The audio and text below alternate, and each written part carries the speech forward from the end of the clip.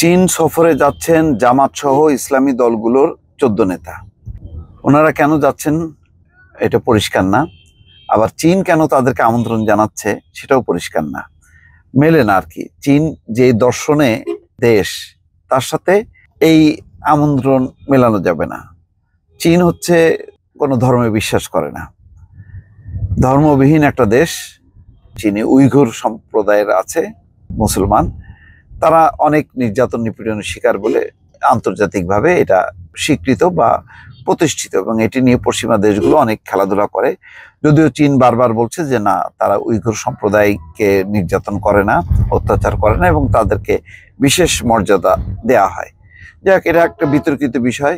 এটা পশ্চিমা দেশের খেলাধুলা হইতে পারে, অথবা উল্টাও হইতে পারে। যেহেতু চীন কোনো ধর্মে বিশ্বাস করে না, ধর্মবিহীন রাষ্ট্র, তারা কোনো ধর্মের রাষ্ট্রীয় কোনো স্বীকৃতি দেয় না।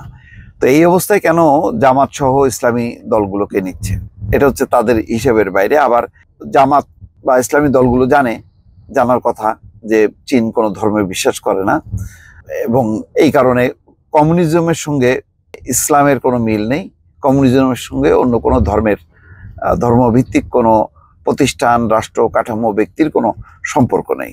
একেবারেই কোনো ধর্মকে স্বীকৃতি দেয় না।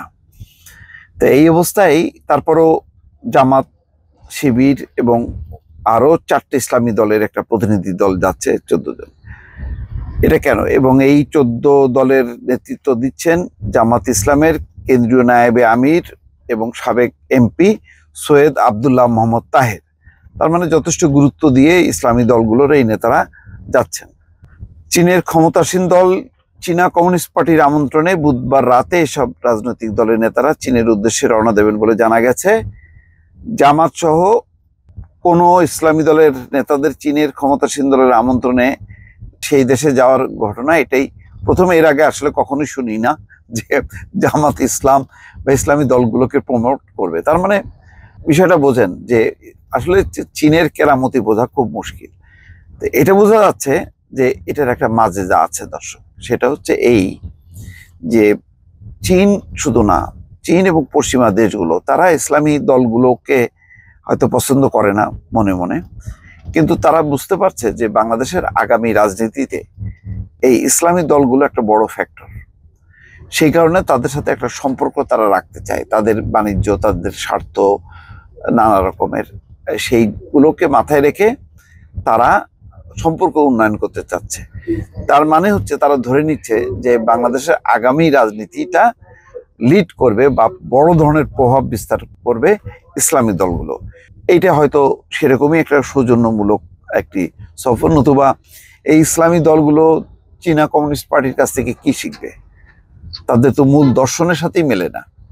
তারপরে চীনও বা কেন নিচ্ছে, মানে এটা মিলছে না। কিন্তু ওই যে তারা দেখছে যে স্বার্থ, তাদের রাজনৈতিক, অর্থনৈতিক, বাণিজ্যিক এই সমস্ত স্বার্থ বিবেচনা করে তারা সম্পর্ক উন্নয়ন করার জন্য এটি হয়তো নিচ্ছে।